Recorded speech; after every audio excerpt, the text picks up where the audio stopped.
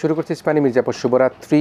আমাদের আজকের যে আলোচনা সেটি ফ্যাসিস্ট সরকারের ষড়যন্ত্র ঐতিহাসিক রায় সেটি নিয়ে আমরা কথা বলব। প্রিয় দর্শক, আপনারা দেখেছেন যে আজকে একটি ঐতিহাসিক রায় হয়েছে এবং সে রায়ের মাধ্যমে কিন্তু আমরা দেখেছি যে ফ্যাসিস্ট সরকারের গত 15-16 বছরে যে গুম খুম নির্যাতন বিচার বহির্ভূত হত্যাকাণ্ড এবং আদালতকে কীভাবে কুক্ষিগত করে তারা একতরফাভাবে সেই নানা ধরনের অপকর্ম করেছে সেগুলো নিয়ে আমরা কথা বলবো। এবং আজকে আমাদের সাথে অতিথি হিসেবে যারা রয়েছেন আমাদের অত্যন্ত প্রিয় জাতীয় প্রেস ক্লাবের সম্মানিত সভাপতি, দৈনিক কালের কণ্ঠের সম্পাদক কবি হাসান হাফিজ রয়েছেন আমাদের সাথে, ধন্যবাদ।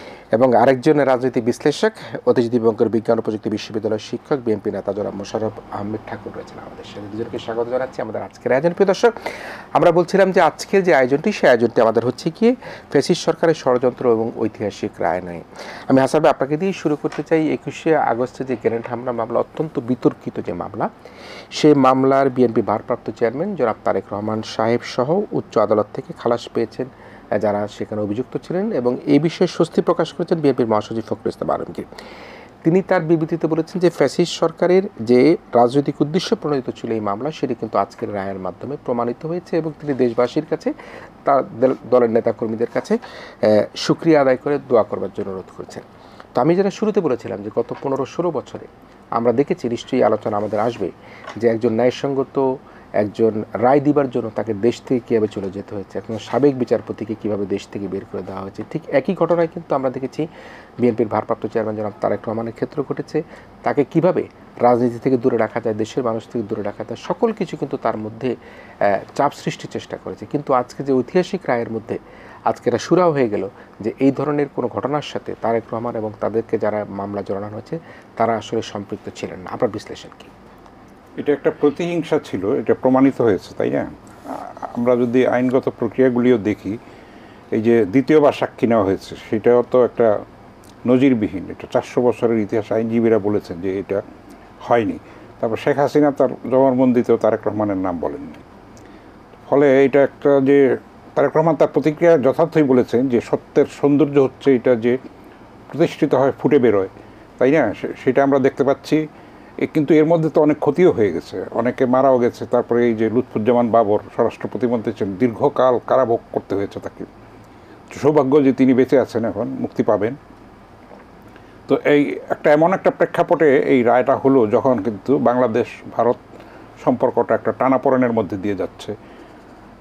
সেই স্বৈরাচারকে মদদ দিচ্ছে তারা, সেখানে সে আশ্রয় নিয়ে বাংলাদেশকে অশান্ত অস্থির করে তোলার জন্য নানান ষড়যন্ত্রে লিপ্ত আমরা দেখতে পাচ্ছি। প্রমাণিত হচ্ছে এটা। আগরতলার মতো জায়গাও কিন্তু এখন বলছে বাংলাদেশিদের চিকিৎসা। আগরতলায় কে চিকিৎসার জন্য যায় আমি জানি না। তো অদ্ভুত সব ঘটনা আমরা দেখতে পাচ্ছি।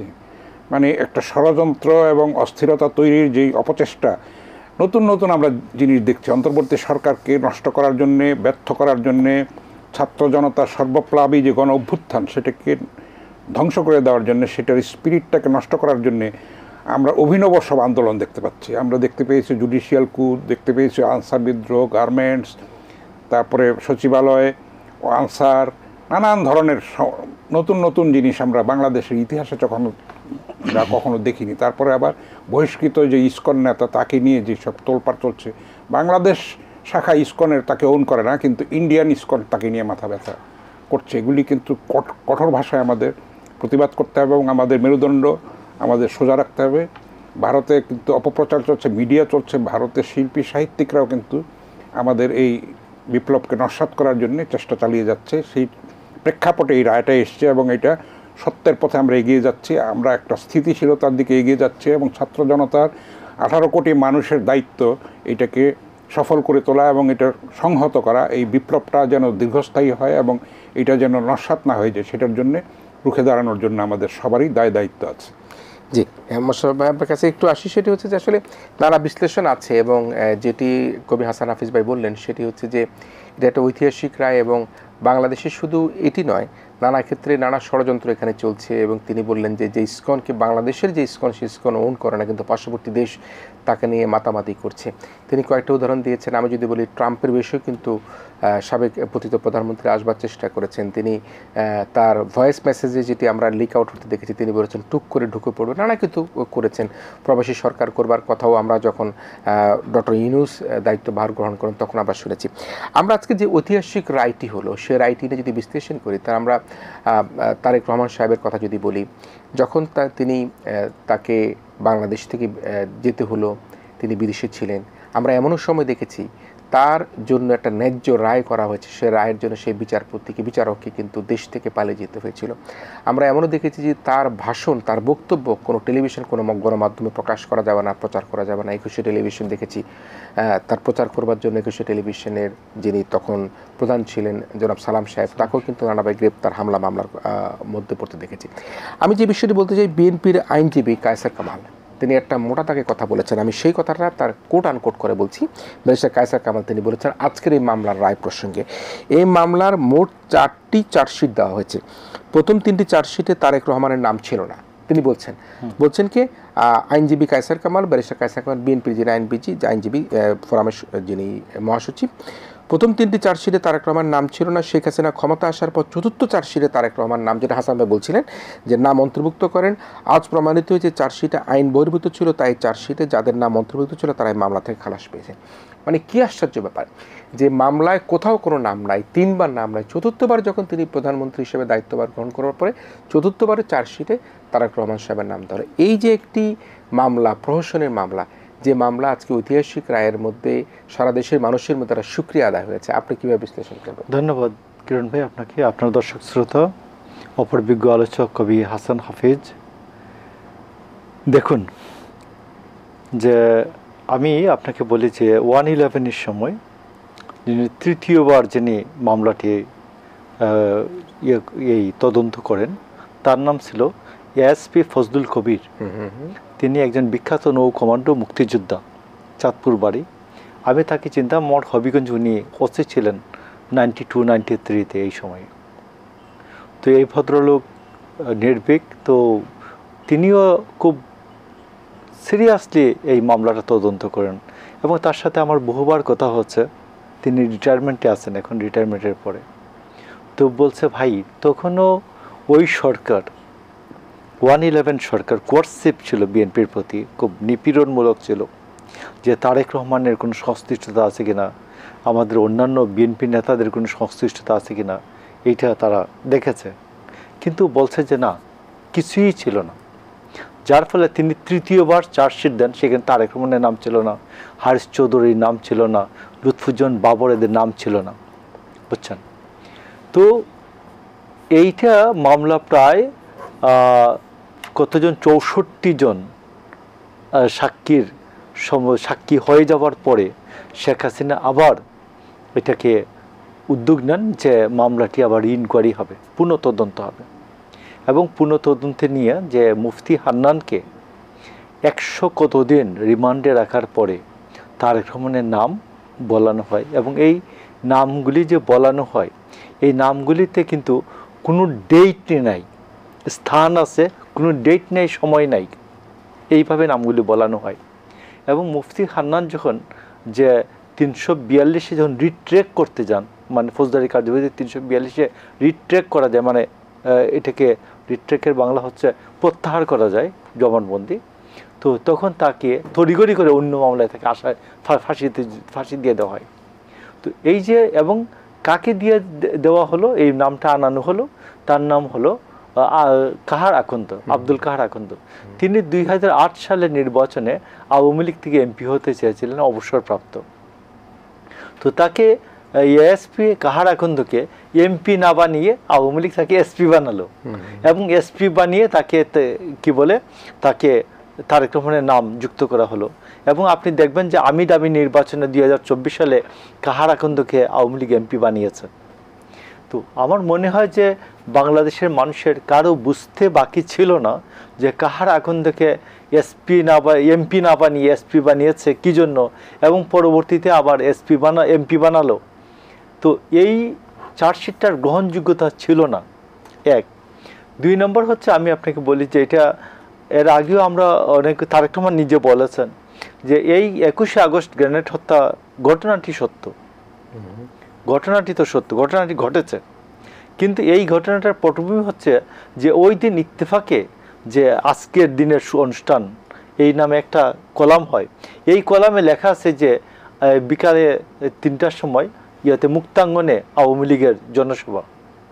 কিন্তু শুধুমাত্র আমি মনে করি এখনও এইটা আবার একটা তদন্ত করে দেখা উচিত যে শেখ হাসিনার যারা সাঙ্গপাঙ্গ ছিলেন এদের কাছ থেকে নেওয়া উচিত যে মুক্তাঙ্গন থেকে কে সরিয়ে আওয়ামী লীগের অফিসার এই জায়গায় আনলো। কারণ মুক্তাঙ্গনে 3 টায়ার সিকিউরিটি কমপ্লিট করা ছিল, পুলিশ, র্যাব, এসবি এদের সবার যে সিকিউরিটি মেজার এটা নেওয়া ছিল। তারপরে তারা বিনা নোটিশে তারা এটা নিয়ে আসেন এবং আপনি এই আওয়ামী লীগ অফিসের সামনে নিয়ে আসেন এবং ওইখানে লোকজন যারা সাক্ষ্য দিয়েছে যে শেখ হাসিনা বারবার আইবি রহমানকে বলতেছিলেন, ডাকছিলেন তিনি যে ইয়ার উপর ট্রাকের উপরে আসার জন্য, কিন্তু উনি এটা শুনেন নাই। সাইদ খোকন তো জীবিত আছে এখনো। সাইদ খোকন বলেছে বারবার বিভিন্ন বিবৃতি দিয়ে বলেছে যে বাবা তাকে পাঠিয়ে, তার বাবা মোহাম্মদ হানিফ তাকে পাঠিয়েছিলেন যে নেত্রীর কাছে, শেখ হাসিনার কাছে, যে এইরকম একটি ঘটনা হতে পারে। তো সাইদ খোকনটা তো আমার মনে হয় এখনো জিজ্ঞাসাবাদের অধীনে নেওয়া যেতে পারে যে সাইদ খোকন কি বলেছিলেন, এটা প্রকাশ্যে আসা উচিত। যে আজকে লুৎফুজ্জামান বাবরের জীবন থেকে 17 বছর চলে গেল। আমি আপনাকে বলি লুৎফুজ্জামান বাবরের যদি শুধুমাত্র যে কি বলে সুপিরিয়রিটি রেসপন্সিবিলিটির জন্য যদি তার 17 বছর জেল খাটতে হয়, তাহলে শেখ হাসিনা যে 1,500 খুন করেছে এই সুপিরিয়রিটি রেসপন্সিবিলিটির জন্য কত হাজার বছর জেল হওয়া উচিত। আপনি আমাদের এই ডিআইজি খান সাইদ, তিনি 5 বছর 7 বছরের জেলের মধ্যে 5 বছর জেল খেটে আসছেন। খান সাইদ তিনি তখন ডিসি সাউথ ছিলেন, তো তিনি জেল খেটে আসছেন সুপিরিয়রিটি রেসপন্সিবিলিটির জন্য। সুপিরিয়রিটি রেসপন্সিবিলিটির জন্য যদি খান সাইদের 5 বছর জেল খাটতে 7 বছর জেল খাটছেন, তো 7 বছর তাইলে শেখ হাসিনার কত বছর জেল কাটা উচিত? শুধু জেল? আমি বলছি কত বছর জেল খাটা উচিত শেখ হাসিনার? এটা কি শুধু জেলের মধ্যে সীমাবদ্ধ না, অন্য আরো কিছু হতে পারে? অবশ্যই আরো কিছু হতে পারে। শেখ হাসিনার এদের তো কোনো কিছুই পাওয়া যায় নাই, কিন্তু শেখ হাসিনার যে স্বরাষ্ট্রমন্ত্রীকে দেখাচ্ছে যে স্যার একটাকে মারলে একটাই সরে আর সরে না। এটা তো স্যার ভয়ানক। তো এই জন্য আমি আপনি বলছি যে আজকে যে লোকগুলি জীবিত আছে এটার সাথে, আজকে তারেক রহমান 18 বছর দেশের বাইরে, তারেক রহমানের সেবা থেকে দেশবাসী বঞ্চিত হয় নাই। তারেক রহমান নিজে এই দেশের নিঃশ্বাস, দেশের মাটিতে নিঃশ্বাস প্রশ্বাস নেওয়ার যে সুযোগ থেকে বঞ্চিত হলেন, এটা কে দিবে? কে ফিরিয়ে দিবে এটা? তো আমি আপনি বলছি যে তারেক রহমান একজন বীর মুক্তিযোদ্ধার সন্তান, তারেক রহমান একজন সাবেক রাষ্ট্রপতি সন্তান, তারেক রহমান সাবেক একজন প্রধানমন্ত্রীর সন্তান।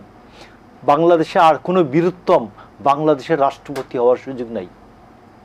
বাংলাদেশে হয়তো 1000 বছর বাংলাদেশ থাকবে, কিন্তু এই বাংলাদেশে আর কোনো বীরুত্তম বাংলাদেশের নির্বাচিত রাষ্ট্রপতি হওয়ার সুযোগ পাবেন না। জি, আমি খুবই আবেগ আপ্লুত হয়ে গেলাম আপনার বক্তব্যের জন্য। আমি হাসান ভাই একটু আপনার কাছে আসি যে মুফতি হান্নানকে দেখা গেল তিনি যখন 164 উইথড্র করার জন্য তিনি নানাভাবে বলা শুরু করলো, তখন তাকে আরেকটি মামলা গ্রেপ্তার দেখে তাকে কিন্তু ফাঁসি দিয়ে দেওয়া হলো। কেন ফাঁসি দেওয়া হলো? যাতে তিনি তার 164 না থাকে, উইথড্র করতে না পারে। তার যেটি তো জোর করে তার কাছে যেটি আদায় করা হয়েছিল, সেটি তো একটা বিষয় যে প্রহসনের যে বিচার সেটি হয়েছিল। এবং লুৎফুজ্জামান বাবর সাহেবের কথা বললেন, আমি যে কোনো এক আত্মীয়র মাধ্যমে গত 7-8 বছর আগে তাকে আমি দেখতে গিয়েছিলাম, দূরে ছিলাম। কি যে কষ্ট, তারা শ্বাসকষ্ট, তার প্রচণ্ড শীতের মধ্যে তিনি একটি কম্বল পর্যন্ত পাননি। তাহলে এই যে দেশের বিচার ব্যবস্থা, বিচারহীনতা সংস্কৃতি, এবং আজকে যে সকলকে শুকরিয়া আদায় করার কথা বলছে, এবং আজকে আমাদের ঠাকুরভাই যে কথাটি বললেন যে বাংলাদেশ তো আর ভবিষ্যতে কোনো সময় এ ধরনের একটা রাষ্ট্রপতি পাবে না। এবং তারেক রহমান সাহেব তো আমরা সবাই মনে করি তিনি বাংলাদেশ 18 কোটি নাগরিকের একজন নাগরিক, কিন্তু একজন তিনি মরহম রাষ্ট্রপতি জিয়াউর রহমানের ছেলে, সাবেক প্রধানমন্ত্রীর ছেলে, বীরুত্তমের ছেলে। তাকে আজকে 17-18 বছর দেশ থেকে বাইরে রাখা হলো, দেশের মানুষের সাথে তাকে মিশতে দেওয়া হলো না, এদেশের বাতাসের সাথে তাকে মিশতে দেওয়া হলো না। আপনি যদি মনে করেন যে তাহলে এই যে সাজা দেওয়া হলো, যারা সাজা দিয়েছে তিনি বলছিলেন যে তার কত বছর জেল হবে। আমি আবার একটু জানবার চেষ্টা করলাম, এটি শুধু জেলের মধ্যেই সীমাবদ্ধ থাকবে নাকি না আরও কিছু হবার জন্য আমাদের আইন আদালত সেই ব্যবস্থা করবেন? আপনার বিশ্লেষণ যদি শুনতে চাই। এগুলো এগুলির একটু পুনঃতদন্ত করা দরকার। এটার ভেতরে যে কত চক্রান্ত ছিল, কত প্রতিহিংসা ছিল, সেগুলি কিন্তু আমাদের খুঁজে বার করতে হবে, তারপর শাস্তিটা দিতে হবে, এবং ভবিষ্যতে কেউ এই ধরনের স্বৈরাচারী মানসিকতার পরিচয় যাতে দিতে না পারে, সেটার পুনরাবৃত্তি যাতে না হয়, সেটার ব্যবস্থা করতে হবে। সুতরাং আমাদের সামনে কিন্তু কঠিন পরীক্ষা আছে, আমাদের বিচার ব্যবস্থার জন্য আছে, প্রশাসনের জন্য আছে, ছাত্র জনতার জন্য আছে। ষড়যন্ত্র কিন্তু আরও হবে। কিয়ামত পর্যন্ত ক্ষমতায় থাকার জন্য আওয়ামী লীগ এই ঘটনাগুলি ঘটিয়েছে, মনে করেছে তারা অমর, শেখ হাসিনার মৃত্যু নাই মনে করেছে, তাই না? 2041 সাল ভীষণ। এবং আপনি দেখেন ভারতের মদদে কীভাবে চলেছে দেশ, স্বামী স্ত্রীর সম্পর্ক তথাকথিত, সেটা কিন্তু এখন প্রমাণিত হচ্ছে, তাই না? আমরা ঘটনাচক্রে দেখতে পাচ্ছি যে সেটা যে কতখানি সত্য ছিল, আমাদের জন্য কত গ্লানির এবং কত লজ্জার। একটা আমরা স্বাধীন দেশ, সার্বভৌম দেশ, একটা রক্তাক্ত মুক্তিযুদ্ধের মাধ্যমে আমরা স্বাধীন হয়েছি, আমাদের সেই মেরুদণ্ডটা ছিল না। আমরা আবার মাথা উঁচু করে দাঁড়াতে চাই এবং এই সব ষড়যন্ত্রগুলিকে আমরা উন্মোচন করতে চাই, উদ্ঘাটন করতে চাই যে কী উদ্দেশ্য ছিল। সেগুলি কিন্তু অনেক স্তরে স্তরে কিন্তু এখনও উনি বললেন যে জীবিত আছে অনেকেই, তাই সেগুলি তাদের তদন্ত করে, জিজ্ঞাসাবাদ করে, নিরপেক্ষ, গ্রহণযোগ্য, স্বচ্ছ তদন্ত করে কিন্তু আমাদের এগুলিকে উদ্ঘাটন করা উচিত। এবং আমাদের উত্তর প্রজন্মের কাছে এটা দেওয়া দরকার এই মেসেজটা যে আমরা একটা সুবিচার করেছি, আমরা একটা ন্যায়ভিত্তিক সমাজ প্রতিষ্ঠার জন্য এই কাজগুলি করেছি, আমরা একটা গণতান্ত্রিক সংস্কৃতি প্রতিষ্ঠার জন্য লড়াই করেছি এবং সেটাকে ধরে রাখার জন্য আমরা ত্যাগ স্বীকার করেছি। তাহলেই ভবিষ্যতের প্রজন্ম আমাদেরকে শ্রদ্ধার চোখে দেখবে। এই কাজগুলি যদি আমরা করতে না পারি, তাহলে আমরাও ব্যর্থতার মধ্যে থাকব এবং আমরা উত্তর প্রজন্মের কাছে আমরা কিন্তু সেই শ্রদ্ধাটা আমরা পাবো না। জি, তবে আমি একটু প্রসঙ্গে আসি। আমরা তো তারেক রহমান সাহেব নিশ্চয়ই বাংলাদেশের মাটি তাকে কিন্তু অপেক্ষায় আছে, দেশের মানুষ অপেক্ষায় আছে, তিনি কখন আসবেন। আমি জানি না তিনি কখন আসবেন এবং আসার সময় এদেশে কত হাজার জনতা, লক্ষ জনতা তাকে অভিনন্দন জানাবার জন্য, তার ভালোবাসা সিক্ত হবার জন্য সেখানে থাকবেন। আমি একটা প্রসঙ্গ তুলে আমরা এই আলোচনায় বিরতিতে যাব, সেটি হচ্ছে লুৎফুজ্জামান বাবর সাহেব ছাড়াও কিন্তু আব্দুল সালাম, যিনি শিক্ষা প্রতিমন্ত্রী ছিলেন, তার স্ত্রী মতিঝিল সেন্ট্রাল গভর্নমেন্ট স্কুলের হেডমিস্ট্রেস ছিলেন। I met with her. আমি যেহেতু টেলিভিশনে প্রোগ্রাম করতাম, ডিবেট করতাম, মতিঝিল সেন্ট্রাল গভর্নমেন্ট স্কুল থেকে ওনার স্ত্রী বিতর্কের টিম নিয়ে আসতেন। এই যে পরিবারগুলো ছিন্ন বিচ্ছিন্ন হয়ে গেল, এই পরিবারগুলো 17-18 বছরে কে কার সন্তান কোথায় আছে, কে লেখাপড়া করেছে, কে খেতে পেরেছে, কে খেতে পারেনি। আমরা দেখেছি একটা ছোট্ট পানির বোতল নিয়ে এই যে লুৎফুজ্জামান বাবর সাহেবই বলি বা আব্দুল সালাম বলি, এই বড় বড় ভ্যান গাড়িগুলো থেকে নামতো। একটু সদয় ছিল না তাদের ভিতরে, মায়া ছিল না তাদের প্রতি। আপনি এই প্রেক্ষাপটটাকে আপনি শেষ বিশ্লেষণে যদি আপনার এই বিরতির আগে বলেন। আব্দুল সালাম পিন্টুর সম্পর্কে আমি আপনাকে বলি যে আব্দুল সালাম পিন্টুর যে ধানমন্ডির যে মন্ত্রীর হিসাবে যে বাসাটা ছিলেন, আপনি তো দেখেছেন, গেছেন। তো ওই বাসার গেট কোনোদিনই দারোয়ানও থাকতো না, এবং বাসাটা ছোট এবং বাসাটার বাইরে একটা সাপড়ার মতো টিন শেড ছিল। এই টিন শেডে যে কোনো কেউ গিয়ে বসতে পারতো। আমি মনে করলাম তর্কের খাতিরে কেউ যদি ওইখানে গিয়ে বসে উঠে চলে আসে, গিয়ে থাকে, তাহলে কি এটি মন্ত্রীর দায়িত্ব হবে বলেন?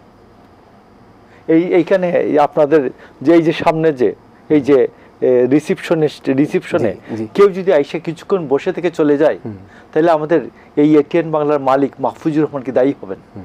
আপনি বলেন তো। এইরকম একটা আজগুবি, জাস্ট আব্দুল সালাম পিন্টুর বাসায় নাকি কে তাজউদ্দিন না কে গিয়া তার টিন শেডে বসে আসছে, এইটুকুই তার রেসপন্সিবিলিটি। এই জন্য আব্দুল সালাম পিন্টুর হবে ফাঁসির। আমার সাথে 2015 সালে অক্টোবর থেকে জানুয়ারি পর্যন্ত আমি জেলে ছিলাম প্রায় 4 মাস। তো ওই সময় আমি ছিলাম 10 ছেলে, আর সালাম ভাই ছিলেন এর পাশেরই 26 ছেলে। তো ওনারা ডিভিশনে ছিলেন, আমি নন ডিভিশনে। তখনও পিন্টু ভাইয়ের ফাঁসির আদেশটা হয় নাই। তো তারা আমার সাথে প্রায় বিকেলে দেখা হতো। তো আমি বলতাম, পিন্টু ভাই কেমন আছেন? বলছে কি আর হবে, যে জীবনে আর দেখা হবে কিনা, ফাঁসিটা দিয়ে দিবে হয়তো। কিন্তু আমি এই ভদ্রলোক, আমার গ্রামের বাড়ি হবিগঞ্জের বানিয়াচং, উনি 3 বার তার মন্ত্রী থাকার সময় তিনি 3 বার গিয়েছেন। 2004-এর বন্যার সময় উনি 2 বার গিয়েছেন। এরপরে আবার ওনার বানিয়াচং খুব বড় গ্রাম, বাইর থেকে দেখতে, হাওড় থেকে দেখতে 3 মাইল বাই 4 মাইল আর কি, মানে 6 কিলোমিটার বাই 4.5 কিলোমিটার গ্রামটা। তো বাইরে থেকে দেখতে খুব ভালো লাগে, একটা অজগর সাপের মতো একটা সড়ক দিয়ে কানেক্ট হয়েছে হবিগঞ্জ থেকে বানিয়েছেন। তো আমার বলছেন যে বন্যার পরে ঠাকুর তোমার বানিয়ের সঙ্গে আবার যাব, কোনো একটা ছোটো প্রোগ্রাম হলে আমার ডাইকো। তো উনি গেলেন, তখন তথ্য প্রতিমন্ত্রী, তো গেলেন, ঘুরলেন। তো এই যে সরল মানুষ, একদম সরল মানুষ, আমার যদি বলে যে এই লোকটা অন্যায়ভাবে একটা ইঁদুর মারছে, আমার বুঝতে আমার ইয়ে করতে কি বলে কষ্ট হবে আর কি, যে এতই শান্ত শিষ্ট একজন নিরীহ মানুষ আব্দুল সালাম পিন্টু। আমি আপনাকে বলছি যে আমি ওনাকে এই এরশাদ জমানার থেকে 83-84 সাল থেকে আমি চিনি। উনি তখন কি বলে টাঙ্গাইল জেলা বিএনপির সেক্রেটারি ছিলেন, টাঙ্গাইল জেলা বিএনপির সেক্রেটারি ছিলেন। তো আর কি হামিদুল হক মোহন ছিলেন প্রেসিডেন্ট। তো এই জন্য আমি আপনাকে বলছি যে পিন্টু ভাইয়ের মতো লোককে তারা ঝুলিয়ে দিল আর কি, ফাঁসিরা। এবং ফাঁসির দেওয়ার পরে একটা মানুষের যে জীবনযাপন, যে জেলখানায় কি পরিমাণ কষ্টের, ফাঁসির সেল তো 24 ঘন্টা সেলবন্দি থাকতে হয়। তারপর ফাঁসির আদেশ হওয়া মাত্রই তার ডিভিশন কেড়ে নেওয়া হয়, ডিভিশন কেড়ে নিয়ে তাকে এমনভাবে কন্ডেম সেলে এমনভাবে তাকে তৈরি করা হয়, সে যেন ইচ্ছা করে বলে যে আমি আর এই জীবন চাই না, আমাকে ফাঁসি দিয়ে দাও কাল। মানে তাকে কম্বল, একটা কম্বল মাথায়, একটা কম্বল নিচে, আর একটা 3টা কম্বল দেওয়া হবে। তো 3টা কম্বলের বাইরে আর সে হাঁটাচলা, বাইরে যে অন্যান্য কয়েদিরা, যে আসামিরা যে হাঁটাচলা করতে পারে, সে পারবে না, সে 24 ঘন্টা সেলবন্দি থাকতে হবে। তো এই যে ফাঁসির দণ্ডটা দেওয়া আর কি, একজন মানুষকে জীবন্ত জীবন্ত কবর দিয়ে রাখা আর কি, জাস্ট এইরকম কষ্ট আর কি ফাঁসির সেলে। আমরা ফাঁসির সেলে ছিলাম না, আমরা নর্মাল সেলে ছিলাম, জেলখানা। 87 সালেও আমি জেল কাটছি। তো তখন থেকে আমি দেখতাম যে ফাঁসির সেলে যে জেলখানায় আবার করে কাউকে এমনি প্রতিহিংসামূলকভাবে জেল কর্তৃপক্ষ আপনাকে যে কোনো সময় তারা যে কোনো অপরাধ সাজাইয়ে আপনাকে ফাঁসির সেলে 5-7-10 দিন রাখতে পারে, নির্জন কারাবাস। এটাকে বলে নির্জন কারাবাস, বাংলাটাই বললাম। যেমন আমি আপনি বলতেছি যে নির্জন কারাবাসে একসাথে কাউকে 15 দিনের বেশি নির্জন কারাবাস দেওয়া যায় না, এবং আবার 21 দিন গ্যাপ না দিয়ে নির্জন কারাবাস দেওয়া যায় না। আপনি সলিটারি কনফাইনমেন্ট আপনি দেখুন যে ম্যাডামকে তারা যে প্রায় 20 সাল পর্যন্ত যে রাখলো, মার্চ মাসে এই যে থেকে ফেব্রুয়ারি 2018 থেকে, এটি কিন্তু নির্জন কারাবাস, টোটালি নির্জন কারাবাস। নির্জন কারাবাস একবারে সম্পূর্ণ মানবাধিকার পরিপন্থী। মানে আপনাকে মাসে একজনকে হাইয়েস্ট 15 দিন নির্জন কারাবাস এই সলিটারি কনফাইনমেন্ট দেওয়া যাবে, মাঝখানে 21 দিন গ্যাপ থাকতে হবে, আর না মানুষ পাগল হয়ে যাবে। তো একজন সাবেক প্রধানমন্ত্রীকে তারা 2 বছরের অধিক সময় তারা নির্জন কারাবাসে। ঠাকুর ভাই, আমরা আসবো, তবে অত্যন্ত মর্মান্তিক এবং বেদনার। আমি সবসময় একটা কথা বলবার চেষ্টা করি, রাখে আল্লাহ মারেকে। এদেশের ছাত্র জনতা যখন গর্জে উঠেছে, আল্লাহর সে আরশও কিন্তু কেঁপে উঠেছে। সে আল্লাহর আরশ কেঁপে ওঠার কারণের জন্য কিন্তু আজকে যে অন্যায়, অত্যাচার, যে অবিচার, সে অবিচারের জুলুমকারীদের কিন্তু এখন পালিয়ে গিয়েছে। আমরা আশা করব, আমরা খুবই দুঃখ বোধ করছি জনাব তারেক রহমানের জন্য, লুৎফুজ্জামান বাবরের জন্য, আব্দুল সালাম পিন্টু ভাইয়ের জন্য, অন্য যারা আছেন সবার জন্য, যে এই জাতি হয়তোবা যারা এই ধরনের দুষ্কর্ম করেছে তাদেরকে ক্ষমা করবে না। তবে আমাদের মহাসচিব মহোদয় যিনি বলেছেন যে আল্লাহর কাছে শুকরিয়া আদায় করবার জন্য, আমরা সেই শুকরিয়া আদায়ের জন্য সকল দেশবাসীকে আহ্বান জানিয়ে আমরা একটা ছোট্ট বিরতি নিচ্ছি। প্রিয় দর্শক, আমরা আবারও ফিরে আসব। আমাদের সাথে অত্যন্ত প্রিয় ব্যক্তিত্ব, জাতীয় প্রেস ক্লাবের সম্মানিত সভাপতি, কালের কণ্ঠ সম্পাদক কবি হাসান হাফিজ রয়েছেন, আরেকজন রাজনৈতিক বিশ্লেষক এবং বিশ্ববিদ্যালয়ের শিক্ষক জনাব মোশাররফ আহমেদ ঠাকুর, তিনি রয়েছেন আমাদের সাথে। আমরা একই আলোচনায় আবারও ফিরব ছোট একটা বিরতির পর। মির্জাপুর শুভরাত্রিতে আবারও ফিরে এসেছি। কথা বলছেন ফ্যাসিস্ট সরকারের ষড়যন্ত্র এবং ঐতিহাসিক রায় নিয়ে। আমরা যে ঐতিহাসিক রায় হলো এবং শুকরিয়া আদায় করেছি, আমরা দেখেছি যে মানুষের মধ্যে এক ধরনের আবেগ আপ্লুত মানুষ হয়েছে, যে এই ষড়যন্ত্রের যে একটি বিচার, যেটি বলছিলাম রাখে আল্লাহ মারেকে, সেটি কিন্তু হয়েছে। আমরা অপেক্ষায় আছি কবে বিএনপির যে বিশিষ্ট ব্যক্তিত্ব জনাব তারেক রহমান, ভারপ্রাপ্ত চেয়ারপারসন, তিনি কবে দেশে আসবেন, সে অপেক্ষাতে দেশবাসী রয়েছে। আমরা এখন একটু হাসান ভাই আসতে চাই ঐতিহাসিক রায় নিয়ে আমরা কথা বলব। ফ্যাসিস্ট সরকারের যে নানা ষড়যন্ত্রের কথা সেটি আসি। আমরা আজকে দেখেছি যে ছাত্র জনতার গণ আন্দোলনের পর নানা রকম আমরা কমিশন গঠন করার কথা দেখেছি, 6-7টি কমিশন করেছে। আজকে একটি অত্যন্ত গুরুত্বপূর্ণ কমিশন, যেটি হচ্ছে অর্থ বিষয়ক কমিশন। ডক্টর দেবপ্রিয় ভট্টাচার্যের শ্বেতপত্র তিনি সেখানে প্রদান করেছেন এবং সেখানে তিনি যেটি বলেছেন যে গত 15 বছরে বাংলাদেশ থেকে গড়ে প্রতি বছরে 16 বিলিয়ন মার্কিন ডলার অবৈধভাবে বাংলাদেশ থেকে পাচার হয়েছে। এটি শ্বেতপত্র এবং অন্তর্বর্তীকালীন সরকারের প্রধান উপদেষ্টা বলেছে একটা ঐতিহাসিক দলিল হিসেবে এটা কিন্তু থাকবে। এই যে শ্বেতপত্র প্রকাশ করতে গিয়ে ডক্টর দেবপ্রিয় ভট্টাচার্যের নেতৃত্বে তার 5 সদস্যের টিম আজকে যে শ্বেতপত্র প্রকাশ করলো, কী পরিমাণে বাংলাদেশ থেকে টাকা লুট হয়েছে, কুইক রেন্টারের নামে টাকা লুট হয়েছে, বাংলাদেশে যে মেগা প্রজেক্টের নামে মেগা লুট হয়েছে, বাংলাদেশে পৃথিবীর সবচেয়ে কস্টলি যে রাস্তা, সে রাস্তাতে রয়েছে ইউরোপ আমেরিকা থেকে বেশি কস্ট হয়েছে। এই যে 15 বছরে প্রতি বছর গড়ে 16 বিলিয়ন ডলার করে পাচারের কথা যেটি শ্বেতপত্র প্রকাশিত হয়েছে, আপনি কীভাবে দেখছেন? আমাদের দেশের রিজার্ভের সমান তো 1 বছরের তাই না? মানে বাংলাদেশটাকে ফোকলা করে ফেলেছে, সম্পদ পাচার করে লুটপাট করে কিছু আর নাই, একটা ভগ্নস্তূপে পরিণত করেছে। এখন বড় কাজ হচ্ছে দুইটা, একটা হলো এদেরকে শাস্তির আওতায় আনা, যারা এগুলির জন্য দায়ী, যারা এগুলি করেছে এবং যারা দোষর, যারা সহায়তা করেছে পাচারে, তাদের শাস্তির আওতায় আনা। এবং আপনি দেখেন বাংলাদেশ ব্যাংকের রিজার্ভে, বাংলাদেশ ব্যাংকের টাকাও তো চুরি হয়েছে তাই না? সেটার কিন্তু আমরা বিচার দেখি নাই। এটা এমনই ষড়যন্ত্র যেটা অর্থমন্ত্রীকে জানানো হয়েছে, বাংলাদেশ ব্যাংকের গভর্নর 1 মাস পরে জানিয়েছেন। তো এগুলির বিচার এখনো হয় নাই, এগুলি আনতে হবে এবং টাকাগুলি ফেরত আনতে হবে, সিম্বলিক্যালি হলেও, পুরোটা আনা যাবে না। কিন্তু একমাত্র ডক্টর ইউনূসের পক্ষে সম্ভব তার বিশ্বব্যাপী যে তার ক্লিন ইমেজ সেটা ব্যবহার করে। আমরা এর মধ্যে দেখেছি যে আরব আমিরাতে যারা জুলাই আন্দোলনে অংশ নিয়েছে তারা শাস্তি পেয়েছিল এবং সেগুলি 2 দফায় তারা ক্ষমা পেয়েছে। সেটা ক্ষমা করা হয় না, সেগুলি ডক্টর ইউনূসের ব্যক্তি ইমেজের কারণেই কিন্তু সেটা আমরা পেয়েছি। আশা করি আমরা এইসব টাকাগুলি ফেরত আনার জন্যে এবং যারা এগুলি বিদেশে আছে একটা চুক্তি করে একটা মানে কঠিন একটা পদক্ষেপ নিতে হবে, এগুলি যাতে ভবিষ্যতে আর কেউ করতে সাহস না পায়। এবং এগুলি আনলে কিন্তু অনেক গরিব মানুষ সহায়তা পাবে, বাংলাদেশের অর্থনীতিটা কিছুটা সমৃদ্ধ হবে। কতখানি আনা যাবে এটা আমরা সন্দিহান, কিন্তু এখনও ষড়যন্ত্র আছে, দেশের মধ্যে আছে, দেশের বাইরে আছে, আঞ্চলিকভাবে আছে, পার্শ্ববর্তী দেশে আছে, আমরা দেখতে পাচ্ছি। সব কিছু কিন্তু একটা সুতো গাঁথা, আপনি দেখবেন, বিচ্ছিন্ন কিছু না। আমরা ভবিষ্যতেও আরও নতুন নতুন আন্দোলন দেখব, নতুন নতুন ঘটনা দেখব, অভিনব সব বাংলাদেশের 55 বছরের ইতিহাসে যেগুলি হয় নাই সেগুলি আমরা এখন দেখতে পাচ্ছি। যার যত দাবি দেওয়া আছে মনে হয় যেন আদম আলাইহিস সালামের আমল থেকে ধরে সব এই সরকারের উপরে চাপিয়ে দেওয়া, মানে নানানভাবে ডিস্টার্ব করা। এগুলির মধ্যে প্রমাণিত হচ্ছে যে স্বৈরাচারের দোসররা এটার মধ্যে জড়িত, এগুলি প্রমাণিত হচ্ছে। তারা ছাত্রলীগের, যুবলীগের, আওয়ামী লীগের লোক, এগুলি কিন্তু পুলিশের যে গ্রেপ্তারের পরে যেসব জিজ্ঞাসাবাদ এবং তথ্য প্রমাণ সেগুলির মধ্যে দিয়ে প্রমাণিত হচ্ছে। এবং পাশের দেশ তো মুখেই আছে, তাদের মিডিয়া মুখিয়ে আছে, তাদের সরকার পর্যন্ত নির্লজ্জভাবে আমাদেরকে দোষারোপ করে চলেছে। বাংলাদেশে পারলে তারা আগ্রাসনে চালায়, যদি সাহস থাকে আসুক। 4 কোটি তরুণ রাস্তার মধ্যে এখনও আছে। আপনি দেখেন ভারতের সঙ্গে কোনো তার প্রতিবেশীর সম্পর্ক ভালো নেই। বাংলাদেশের সঙ্গে তথাকথিত স্বামী স্ত্রীর সম্পর্ক ছিল, সেটাও আমরা কত দিয়েছি। শেখ হাসিনা গর্বভরে বলেছিল যে বাংলাদেশ ভারতকে যা দিয়েছে তারা চিরকাল এটা মনে রাখবে। হ্যাঁ, মনে রাখবে তো বটে, তাকে তো সেইভাবে অন্যায়ভাবে আশ্রয় দিয়ে সেটা বাংলাদেশে অস্থিরতা তৈরি করা হচ্ছে।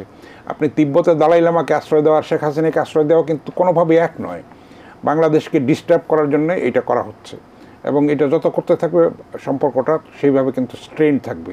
আপনি দেখেন যে এই যে চিকিৎসা বন্ধ করে দিয়েছে, আমরা যাচ্ছি না। আমাদের গরু নিয়ে এত যে সমস্যা ছিল, গরু আমরা স্বনির্ভর হয়েছি না। যদি আমরা আমাদের মেরুদণ্ড থাকে, আমরা আলুতে পেঁয়াজেও আমরা স্বনির্ভর হতে পারবো। সব কিছু কিন্তু একটা সূত্রে গাঁথা। আমি বলছি একটা বাংলাদেশকে অকার্যকর রাষ্ট্র করার জন্য, একটা করদ্রাজ্যে পরিণত করার জন্য এইসব চক্রান্ত হয়েছে, ষড়যন্ত্র হয়েছে। আমাদের তরুণরা সচেতন, তারা সেটা রুখে দাঁড়িয়েছে এবং তারা বিদ্রোহী হয়েছে। তারা এগুলিকে উন্মোচন করেছে ষড়যন্ত্রগুলি এবং জীবন দিয়ে তারা এই সত্য এবং ন্যায়ের বৈষম্যহীন সমাজ একটা প্রতিষ্ঠার জন্য, একটা সুস্থ সুন্দর গণতান্ত্রিক সংস্কৃতির চর্চা যেখানে হবে সেরকম একটা সুন্দর বাংলাদেশ করার জন্য, বিনির্মাণ করার জন্য তারা প্রাণ দিয়েছে এবং এখনও তারা সক্রিয় আছে। আমরা আশা করব যে আমরা যদি প্রত্যেকেই যার যার ক্ষেত্র থেকে দায়িত্ব পালন করি, ভূমিকাটা পালন করি। 24 জন উপদেষ্টার পক্ষে সম্ভব না রাতারাতি কিছু করে ফেলা। আমাদের ধৈর্যের পরিচয় দিতে হবে, দেশপ্রেমের পরিচয় দিতে হবে, সংযমের পরিচয় দিতে হবে। তাহলেই কিন্তু আমরা একটা সুন্দর বাংলাদেশ প্রত্যাশা করতে পারি। ষড়যন্ত্র থাকবে, ষড়যন্ত্রকে আমরা রুখে দিয়েই আমরা এগিয়ে যাব। জি ঠাকুর ভাই, আমি বলছিলাম যে $16 বিলিয়ন প্রতি বছরে পাচার হওয়ার কথা বলেছে। এখানে বাংলাদেশে একটা ইন্টারেস্টিং ব্যাপার ঠাকুর ভাই, সেটা হচ্ছে যে যিনি কিন্তু ঋণ খেলাপি, তিনি কিন্তু কর খেলাপি, তিনি আবার অর্থ পাচারকারী, তিনি ব্যাংক লুটকারী, তিনি কিন্তু মিডিয়ার মালিক, তিনি কিন্তু কর্পোরেট কোম্পানির মালিক, তারা কিন্তু সবই, যেটি একই সূত্রে গাথার কথা বলা হলো। এই যে $16 বিলিয়ন করে প্রতি বছর যদি পাচার হয়ে থাকে, বিশেষ করে যখন পতিত আওয়ামী সরকার গত 2022 কিন্তু বুঝে ফেলেছে যে তাদের হয়তো আর টিকে থাকা সম্ভব নয়, সেই সময় কিন্তু অর্থ পাচারের পরিমাণটা বলা হয় অর্থনীতিবিদরা, সেই সময় অর্থ পাচারের পরিমাণটা বেশি করে বেড়ে গিয়েছিল। আপনারা দেখেছেন সাবেক 2 জন মন্ত্রী উপদেষ্টা, তাদের লন্ডনে কীভাবে বাড়ি রয়েছে, গাড়ি রয়েছে, সম্পত্তি শত শত বাড়ি রয়েছে।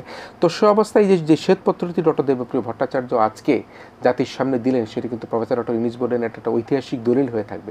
কিন্তু দলিল হয়ে থাকলো, কিন্তু এই দলিলের যারা অপকর্ম করলো তাদের কি হবে? ধন্যবাদ কিরণ ভাই। দেখুন, আমি আপনাকে বলি যে এই জায়গায় আমাদের টাকা পাচার রোধে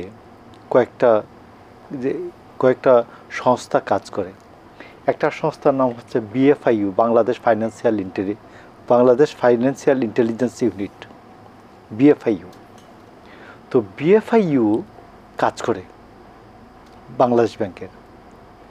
আমাদের CIDর সফিস্টিকেটেড একটা টিম আছে, মানে একটা সংস্থা আছে CIDর ভিতরে, যারা টাকা পাচার, মানি লন্ডারিং এইগুলো রোধে কাজ করে। আপনি আমাকে বলেন, CID এই 15 বছরে কয়টা রিপোর্ট দিয়েছে? এখন কথা হচ্ছে যে রিপোর্ট দিতে পারে নাই, গভর্নমেন্টের ভয়ে দিতে পারে নাই। তো ওরা আইসা বলুক, ওদেরকে জবাবদিহিতার আওতায় আনেন না। You are the government. যে ডক্টর ইউনূসের government is like that government, যে একমাত্র স্বৈরাচার ছাড়া সবার সাপোর্ট আছে। আপনি ভালো কাজ করছেন না কেন? আপনাকে করতে নিষেধ করছে কে? তারেক রহমান প্রতিদিন বলছেন যে এই সরকারের প্রতি আমাদের নিরঙ্কুশ সমর্থন আছে, নিঃশর্ত সমর্থন আছে। বাংলাদেশে কোনোদিন এইরকমভাবে সমস্ত রাজনৈতিক দল কোনো সরকারের প্রতি সমর্থন ব্যক্ত করেছে এমন কোনো গভর্নমেন্ট ছিল স্বাধীনতার পরে? তো আপনি ধরছেন না কেন? ডাকেন, CIDর কারা কারা দায়িত্বে ছিল বাবা, যে অর্গানাইজড ক্রাইম ইউনিটের দায়িত্বে কে কে ছিল, কে টাকা পাচার রোধে তদন্ত করতো, আসো তোমাদের কাছে কি কি ইনফরমেশন ছিল, কি কি দিতে পারে নাই, এইগুলো আমাদেরকে দাও, এখন দাও। বাংলাদেশ ফাইন্যান্সিয়াল ইন্টেলিজেন্স ইউনিটের কারা কারা দায়িত্বে ছিল, কারা কারা কোথায় কাজ করছো, কি কাজ ছিল তোমাদের হাতে, দিতে পারো নাই কেন? ইয়েতে গেছো এখন আরামায়েশ করে নাতি নাতনি নিয়ে খেলাধুলা করো, তা তো হবে না।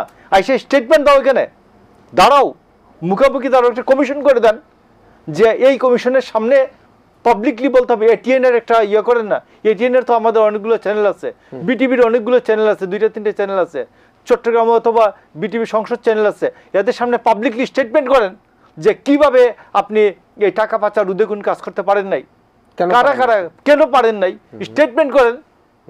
আপনি বসে আছেন কেন? আপনাকে না করছে কে?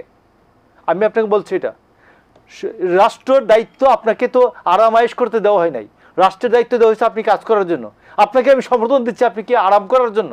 আপনাকে কাজ করার জন্য সমর্থন দিচ্ছি আপনাকে। সেক্ষেত্রে তো এটা করছেন না কেন? একটা বিষয় দেখেন, কি আশ্চর্য ব্যাপার, এই যে কোভিড হয়ে গেল, কোভিডে স্টিমুলাস প্যাকেজ দেওয়া হলো সেই তথাকথিত শিল্পপতিদেরকে।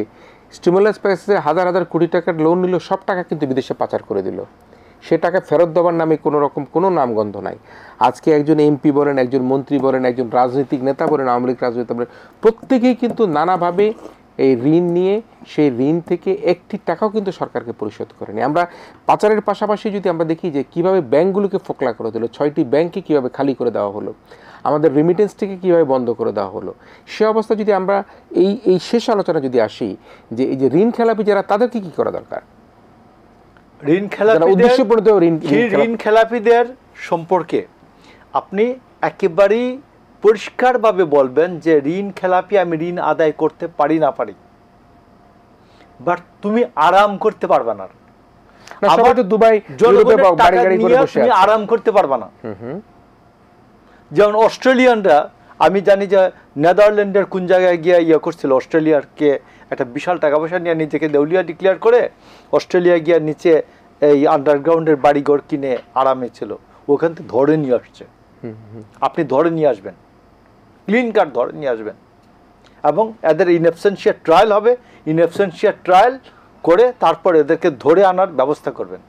আর ধরে যদি ওইভাবে আইনসঙ্গত না আনতে পারেন, অন্য কিভাবে করা যায়, বাট ওদেরকে আরামে থাকতে, বাংলাদেশের মানুষ যেন জানে যে আমার টাকা, এটি তো বাংলাদেশের মানুষের টাকা, বাংলাদেশের মানুষের টাকা, বাংলাদেশের মানুষের টাকা মেরে আরাম করে থাকা যায় না পৃথিবীর কোথাও। আপনি এই নজিরটা সৃষ্টি করেন, এই নজিরটা সৃষ্টি করেন, আপনি আরো কতটি জজ নিয়োগ দেন না। আমি আপনাকে বলি, আপনাকে একটা খুব ফ্যান্টাস্টিক একটা প্রোডাকশনের নাম বলি, নাম হচ্ছে Mahmudul Amin Chowdhury. He was appointed as additional district জাজ in Sylhet court. Sylhet bar থেকে তাকে দেওয়া হয়েছিল। আপনি মনে আছে যে হি ওয়াজ ফ্যান্টাস্টিক, কি বলে, খুব ভালো প্রোডাকশন জুডিশিয়ারি, এবং তার নেতৃত্বে আমাদের হাইকোর্টের প্রধান বিচারপতি হিসেবে উনি অনেকগুলি ভালো ভালো কাজ করে গেছেন। তো আমার মনে হয় যে হাইকোর্ট আমাদের জজ কোর্ট থেকে যাদের 10 বছর 12 বছরের অভিজ্ঞতা আছে, এদেরকে ডাকেন, দেখে বলেন যে ভাই আপনি 5 বছর দেশের জন্য, আল্লাহর ওয়াস্তে 5 বছর দেশের জন্য আপনি সার্ভিস দেন, আসেন, আমি আপনাকে আমি ডিস্ট্রিক্ট জাজ করতেছি, ট্রাইব্যুনাল করে দেন, ট্রাইব্যুনাল করে দেন, 20টা ট্রাইব্যুনাল করে দেন। আমার 19টা জেলা আছে না, সাবেক 19টা জেলা, সাবেক 19টা জেলা 19টা ট্রাইব্যুনাল করে দেন অর্থ পাচারকারীদের জন্য। তো এই আর আমাদের তো অলরেডি স্পেশাল আদালত আছে দুর্নীতি দমন রোধে, কিন্তু দুর্নীতি দমন দুদক থেকে অনেক কার্যকর জায়গাটির নাম হচ্ছে আপনার বাংলাদেশ ফাইন্যান্সিয়াল ইন্টেলিজেন্স ইউনিট এবং সিআইডি। এদেরকে কার্যকরভাবে অ্যাক্টিভেট করে, নিশ্চয়ই আমরা এখন ঠাকুরবাড়ির বিরুদ্ধে যাবো। আমরা প্রত্যাশা করব যে যেখানে ছিলেন সেখানে সে বলুক কারা কারা পাচার করেছে, কিভাবে পাচার করেছে, তারা যে সে পাচারকারীদেরকে কোনোভাবে সরকারের কাছে চিহ্নিত করতে পারেনি, তারাই সে এখন রাজসাক্ষীও বলুক, তাহলেই বুঝতে পারবো যে আপনি এখন আপনার যে বিশ্বাস দেশের প্রতি ভালোবাসা সেটি আপনি প্রমাণ করতে পারছেন। আমরা একটা বিরতিতে যেতে চাই এবং সেই সাথে আমি ডক্টর দেবীপ্রিয় ভট্টাচার্য এবং তার টিমকে দারুণভাবে ধন্যবাদ জানাতে চাই। আপনারা একটা চমৎকার শ্বেতপত্র আপনারা অন্তর্বর্তীকালীন সরকার প্রধানের কাছে তা হস্তান্তর করেছেন। আমরা আশা করব অন্যান্য যে কমিশনগুলো রয়েছে তারাও কিন্তু একইভাবে তাদের যে বিভিন্ন রিপোর্ট রয়েছে সেই রিপোর্ট প্রকাশ করবেন। প্রিয় দর্শক, আমরা আবারও একটা ছোট্ট বিরতিতে যাচ্ছি। বিরতির পর একই দুজন অতিথি, কবি হাসান হাফিজ এবং জনাব মোশাররফ আহমেদ ঠাকুর, তার দুজনকে নিয়ে আমরা ফিরে আসবো। দর্শক, আপনাদেরকেও আমাদের সাথে থাকবার জন্য অনুরোধ রইল। ইসমাইল মির্জা শুভরাত্রিতে আমরা আবারও ফিরে এসেছি। ফ্যাসিস্ট সরকারের ষড়যন্ত্র এবং ঐতিহাসিক রায় নিয়ে কথা বলছিলাম। আসলে এই ষড়যন্ত্রের একটা বড় অংশ কিন্তু আমরা দেখতে পাচ্ছি গত কয়েকদিন থেকে ইসকন নিয়ে চলছে, এবং সেখানে আমি ভাই আপনাকে দিয়ে শুরু করি, মোশাররফ ভাইয়ের কাছে পরে আসি। সেটি আইনজীবী সাইফুল আলম ইসলাম আলিফ হত্যাকাণ্ডে চট্টগ্রামে কিন্তু আজকে প্রতিবাদ হয়েছে, শোকযাত্রা হয়েছে, এবং শোকযাত্রায় কিন্তু আইনজীবীরা বলেছেন যে ইসকনের যে নেতৃত্ব দিয়েছে কৃষ্ণ দাস ব্রহ্মচারীকে, তাকে প্রত্যেকটি মামলায় তাকে অভিযুক্ত করবার জন্য, এবং তারা দাবি করেছেন যে তার যে অনুসারীরা তারা যেদিন তাকে আটক করা হয়, তারা যে কাণ্ড ঘটিয়েছে সেটি ইতিহাসের সবচেয়ে বড় একটা ন্যাক্কারজনক অবস্থা। এই যে বাংলাদেশে ইসকনের নাম, ইসকন আপনি বলছেন কিছুক্ষণ আগে, যাকে ইসকন নিজে ওন করে না, অথচ পার্শ্ববর্তী দেশ সেই ইসকনকে নিয়ে তারা নানা রকম মাতামাতি করছে। এই যে সাইফুল ইসলাম আলিফ হত্যাকাণ্ড নিয়ে যে মানুষের মধ্যে উদ্বেগ, উৎকণ্ঠা, এবং বলা হয় যে বাংলাদেশে নাকি হিন্দুরা অত্যাচারিত হচ্ছে। আমি এটা বিবিসির জরিপ এখানে লিখে এনেছি, গতকালকেই তারা সেই জরিপে বলেছে যে যারা সংখ্যালঘুরা তারা বেশি বাংলাদেশের নিরাপত্তা, ভয়েস অফ আমেরিকা 64.1% সবচেয়ে বেশি ভালো আছেন, এবং 15.3% উত্তরদাতা বলেছেন যে কিছুটা নিরাপত্তাহীনতায় আছেন, আর 17.9% সেখানে উত্তরদাতা বলছেন যে পরিস্থিতি আগের মতোই আছেন। তাহলে এই যে ইসকন নিয়ে যে ধরনের অবস্থা এবং একজন আইনজীবীকে হত্যাকাণ্ড আপনি কীভাবে দেখেন? এটা যে উদ্দেশ্যমূলক ভারতের একটা ইস্যু খোঁজার চেষ্টা, সেটা প্রমাণিত হয়েছে, এটার মধ্যে পরিষ্কার, এটার মধ্যে কোনো দ্বিধা নাই। তারপরে আমাদের ছোট ছোট ঘটনা তারা ঘটায়, এখানকার দোসররা ঘটায়, স্বৈরাচারের দোসররা, তারা সেটাকে লুফে নেয় এবং তারা বড় বড় করে ফলাও করে প্রচার করে। ফ্যাক্ট চেকের মাধ্যমে এটা প্রমাণিত হয়েছে যে এগুলি এক্সাজারেশন, অতিরঞ্জন। আবার এটা ইন্ডিয়ান গভর্নমেন্ট আবার সেটাকে ব্যাখ্যা দিচ্ছে যে অতিরঞ্জনের ঘটনা, এটা ঠিক নয়। তো এগুলি কিন্তু বাংলাদেশকে সেইভাবে বন্ধুত্বের চোখে দেখতে হবে, সমতার চোখে দেখতে হবে, পরিষ্কার কথা। এটার মধ্যে কোনো আপোষ নাই এবং এখানে কোনো ছাড় দেওয়া যাবে না। কোনো ফেলানির লাশ আমরা কাঁটাতারে দেখতে চাই না, সীমান্তে কোনো রক্ত ঝরুক এটা আমরা চাইবো না, কোনোভাবেই চাইবো না। চীনের সঙ্গে তো ভারতের সীমান্ত আছে, তো সেখানে সীমান্ত হত্যা করে দেখুক রেজাল্টটা কী পায়, তাই না? ভারতের যেই ষড়যন্ত্র, এটা ধারাবাহিকভাবে চলেছে এবং এটা আরও চলতে থাকবে। আমাদেরকে সতর্ক থাকতে হবে, আমরা যেন সেই তাদের পাতা ফাঁদে যেন পা না দিই এবং আমরা ঐক্যবদ্ধ থাকি, সংহত থাকি, আমাদের বিপ্লবের ফল যেন আমরা পাই। সেটার জন্য এখন কিন্তু আমাদের পরীক্ষাটা আরও বেশি কঠিন। আমরা 5ই আগস্ট, যেটা 36 জুলাই বলে ছাত্ররা, তো সেটা যা করেছে এটা প্রাথমিক বিজয়, কিন্তু মূল বিজয় কিন্তু আমাদের সামনে। একটা স্থিতি, শান্তি, গণতন্ত্র এবং একটা সুষ্ঠু অবাধ নির্বাচনের মাধ্যমে একটা নির্বাচিত সরকারের কাছে ক্ষমতা হস্তান্তর এবং একটা ধারাবাহিকতা, তারপরে যেন আমরা একটা স্থিতিশীল রাষ্ট্রে পরিণত হতে পারি, উন্নত রাষ্ট্রে পরিণত হতে পারি। আমাদের প্রবাসী ভাইয়েরাও যথেষ্ট অবদান রাখছেন। আপনি জানেন যে এরকম অনেকগুলি সংস্কার কমিশন গঠিত হয়েছে। আমার সৌভাগ্য হয়েছিল 2টা সংস্কার কমিশনের বৈঠকে যোগ দেওয়ার, একটা সংবিধান সংস্কার কমিশন আর একটা নির্বাচন সংস্কার কমিশন। সেখানে আমি পরিষ্কার বলেছি যে প্রবাসী রেমিটেন্স যোদ্ধা ভাইয়েরা যে অবদান রাখছেন, আমি বলেছি যে মন্ত্রিসভায় যেন তাদের প্রতিনিধিত্ব থাকে, এটা এনশিওর করতে হবে। প্রবাসীদের ভোটাধিকার নিশ্চিত করতে হবে। ব্যালটের মানে পোস্টাল ব্যালট যেন ব্যবহার করা যায় সেটারও ব্যবস্থা করতে হবে, কারণ আমাদের থেকে তারা বেশি দেশপ্রেমিক। তারা রক্ত ঝরিয়ে, ঘাম ঝরিয়ে এই কিন্তু দেশে টাকা পাঠাচ্ছে। আমাদের প্রধান খাত হচ্ছে 2টা, একটা গার্মেন্টস, একটা প্রবাসী আয়। তো আপনি দেখেন, যখন অস্থিরতা ছিল শেখ হাসিনা স্বৈরাচারের সময়, ওরা বলেছিল যে আমরা দেশে পাঠাবো না, টাকা পাঠাবো না, অন্যভাবে পাঠাবো। কিন্তু এখন যখন মুক্ত একটা পরিস্থিতি তৈরি হয়েছে, একটা পরিবেশ তৈরি হয়েছে, এখন কিন্তু তাদের মানে আপনি দেখেন আগের রেকর্ড সব ভেঙে ফেলছে এবং একটা আমাদের রিজার্ভ একটা সহনীয় পর্যায়ে একটা মানে ধার শোধ করতে হচ্ছে প্রচুর। সেই স্বৈরাচারের যেসব পাপের কুফল, এগুলি আমাদের প্রায়শ্চিত্ত করতে হচ্ছে, শোধ করতে হচ্ছে। বিদ্যুৎ নিয়ে আদানি যেই খেলা খেলেছে সেগুলি কিন্তু অন্যায় এবং কোর্ট সেখানে ব্যবস্থা নিয়েছে। এগুলি একটা ষড়যন্ত্রের মধ্যে আমাদের ফেলেছে, যেন বিদ্যুৎ তো আপনার টাকা থাকলে আপনি চট করে করতে পারেন না, একটা সময় সাপেক্ষ ব্যাপার। তো ফলে আমাদের সৌর বিদ্যুতের দিকে যেতে হবে। অন্যদিকে এখন পরিস্থিতি যখন তৈরি হচ্ছে, necessity is the mother of invention, তাই না? এখন আমাদের দেয়ালে পিঠ ঠেকেছে, আমরা রুখে দাঁড়াবো, আমরা স্বনির্ভর হব, আমরা পেঁয়াজের জন্য ভারতের দিকে মুখাপেক্ষী হয়ে থাকবো না। অন্য দেশের থেকে চিকিৎসা, কলকাতায় না গেলাম, আগরতলায় না গেলাম, চেন্নাইয়ে না গেলাম, সমস্যা কি? থাইল্যান্ডে যাব। আমাদের নিজেদের চিকিৎসাকে আমরা গড়ে তুলব। আমাদের দেশে অনেক বিশ্বমানের ডাক্তার আছে। আমাদের ম্যানেজমেন্টটা যদি সেরকম হয়, যদি আমরা সেখানে দেশপ্রেমের পরিচয় দিতে পারি, সংযমের পরিচয় দিতে পারি, যদি সততার পরিচয় দিতে পারি। মানে এখানে একটা বিষয় যে গত 3-4 মাস যে বাংলাদেশ থেকে রোগীরা ভারত যেতে পারেন, হয়তো কষ্ট হয়েছে, কিন্তু এটার অর্থ এটা এমন কিছু তো মহামারী হয়ে যায়, তাই না? হ্যাঁ, হাজার লোক মরে গিয়েছে যে ভারত থেকে অনেক গরু আসতো, আমরা টাকা দিয়েই কিনতাম, আমরা তো বিনা পয়সায় আমরা নিজেরা সেটা স্বাবলম্বী হয়েছে। পেঁয়াজও যে আমরা আমদানি করি, আলু আমদানি করি, টাকা দিয়ে তো কিনি, এটা কোনো দয়ার ব্যাপার এবং আমরা নিজেরা স্বাবলম্বী কোনো করুণার বিষয় না। অবশ্যই সেই শিক্ষাটাই আমাদের এখান থেকে নিতে হবে। যে আমি একেবারেই ঠাকুর ভাই আপনার কাছে আসি। আমি ডক্টর আসিফ নজরুলের একটা মন্তব্য দিয়ে আপনার কাছে আয়োজনটা শেষ করব। তিনি বলেছেন, কোট আনকোট করে, বাংলাদেশের পরিস্থিতির উপর ভারতের অযাচিত উদ্বেগ প্রকাশ থেমে নেই। ভারত নিজের মাটিতে সংখ্যালঘু মুসলিম সম্প্রদায়ের মানুষের উপর অসংখ্য নির্মমতার ঘটনা ঘটিয়ে চলছে, অথচ সেটা নিয়ে তাদের সংকোচ বা অনুশোচনা নেই। ভারতের এই দ্বিচারিতা নিন্দনীয়, আপত্তিকর। দ্বিচারিতা নিন্দনীয়, আপত্তিকর বলেছেন। তাদের মাটিতে কি হচ্ছে আর আমাদের দেশে যেটি হচ্ছে সেটি নিয়ে তারা খুব বেশি উদ্বেগ, উৎকণ্ঠা, তাদের সংসদে কথা বলা হচ্ছে। এবং আপনি নিশ্চয়ই দেখেছেন যে গত 5ই আগস্ট স্বৈরাচার পতনের পরেও কিন্তু একই ধরনের তারা নানা রকম প্রপাগান্ডা করবার চেষ্টা করেছে। শেষ বিশ্লেষণ করবেন আপনি। ধন্যবাদ আপনাকে।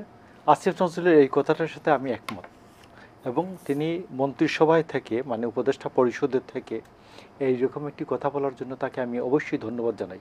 তিনি সাহসের পরিচয় দিয়েছেন, দেশপ্রেমের পরিচয় দিয়েছেন। আমি আপনাকে কতগুলো সমাধানের কথা বলি।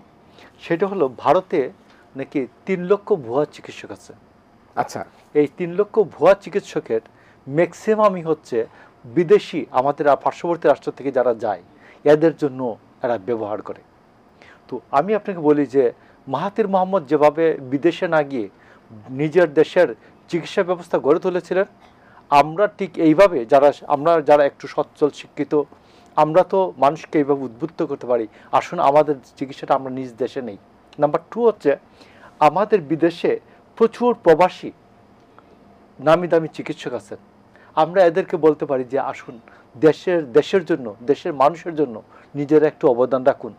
আমরা যদি এদেরকে সেইভাবে আমরা আবেদন জানাই, আমার মনে হয় অনেকেই সাড়া দিবেন। এটা একটা।